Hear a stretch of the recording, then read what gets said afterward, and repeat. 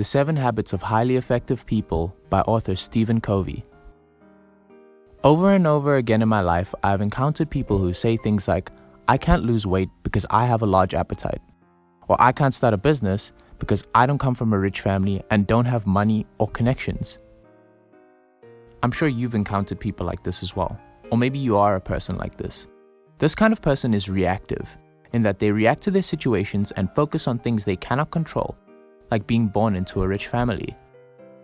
On the other hand, I have encountered people who come from equally bad circumstances, but have created a successful business or lost 100 pounds and become successful at whichever goal or task they've set for themselves.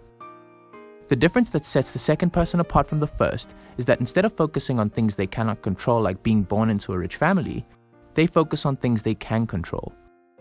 Stephen Covey calls this working within your circle of influence. They don't say things like, I can't start a business because I don't come from a rich family. No, they say, I'm going to learn a skill or a trade, get very good at it, and then start a business from that skill or trade. This kind of person is proactive. And that is habit number 1. Be proactive. Focus on the things that you can control and work within your circle of influence. Habit number 2. Begin with the end in mind. Stephen Covey asks you to imagine that you are at a funeral, but not just any funeral, your own funeral. When looking down at your gravestone, what would you like to come to mind? In other words, what would you like to be remembered for? A question like this will most likely cause you to pause before making basic but important decisions and reevaluate the way we do things. For me, I want to be remembered as someone who was always a man of his word, worked as hard as possible to achieve his goals, and made an overall positive difference in the world. By forcing myself to begin with this end in mind, I might think twice about procrastinating to start a new venture or seek out and pursue new opportunities. What would you like to be remembered for in your exodus? Find the answer to this question and work tirelessly to achieve whatever that may be. Have you ever been at work and found that you were busy the entire day, but when you look back, nothing has actually gotten done? Me too. This is because you were constantly focused on only urgent tasks. Perhaps your boss slapped a bunch of paperwork on your desk, and you prioritized that urgency instead of doing something more important but not as urgent, like for example, reading over that contract or going for a checkup at the doctor. Obviously, the paperwork has a level of importance as well. But to stop yourself from being continuously flabbergasted by the urgencies of life and work, you must prioritize the important over the urgent. Stephen Covey breaks this down into 4 quadrants of priority. Quadrant 1. These are the activities that are important and urgent at the same time. An example of this would be your wife going into labor. Action must be taken immediately for a task to be considered quadrant 1. Quadrant 2 activities are the more proactive activities. This is where most of your time should be spent.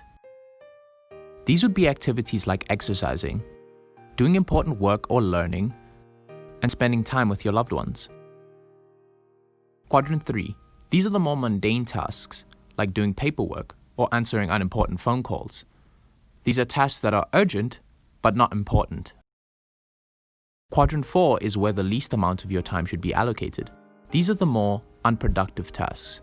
Things like playing video games, watching Netflix, are all quadrant 4 activities.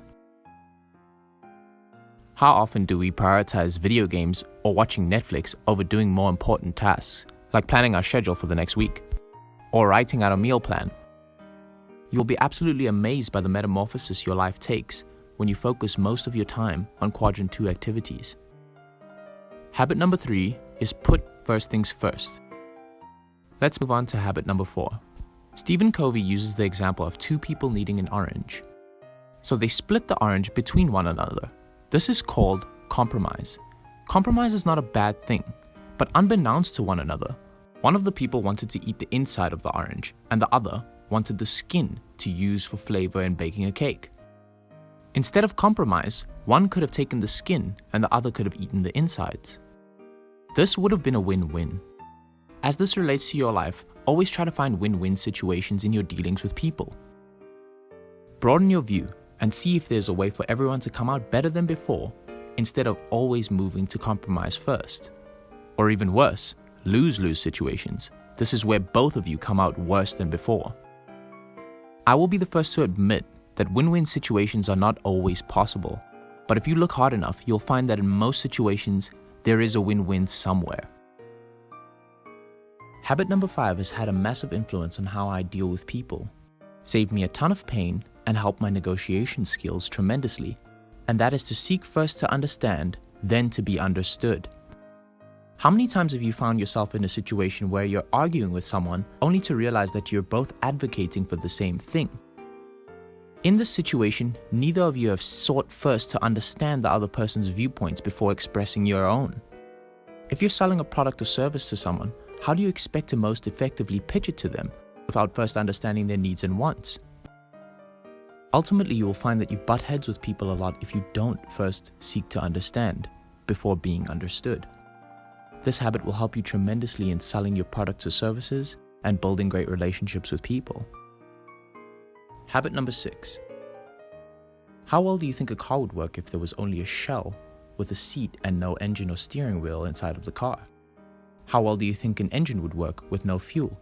How well do you think the fuel would work with no engine? These may sound like dumb questions, but no matter how good any of these individual parts are, without each other, they're not going to be maximizing their potential.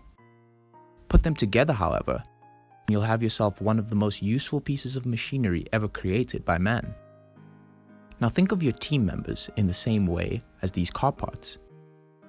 Can you imagine what could be achieved if your team worked together synergistically in the same way that the car parts work synergistically with each other? To achieve synergy, you will have to embody the previous habits. You will have to seek first to understand before being understood so that people gravitate towards you and see you as a leader. Once you have achieved all the previous habits, you will find that synergy comes naturally. Look to your team. Find out what their unique talents are and fit them to a job that works well with these talents. You wouldn't use a steering wheel as a brake pedal, would you? Habit number 6, synergize. Habit number 7 is sharpen the saw. This is made in reference to a lumberjack using a blunt saw to cut down a tree.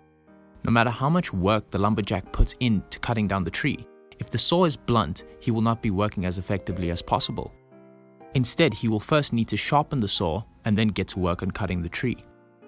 Stephen Covey relates this to doing things that refresh your body and mind and help you perform at your highest capacity.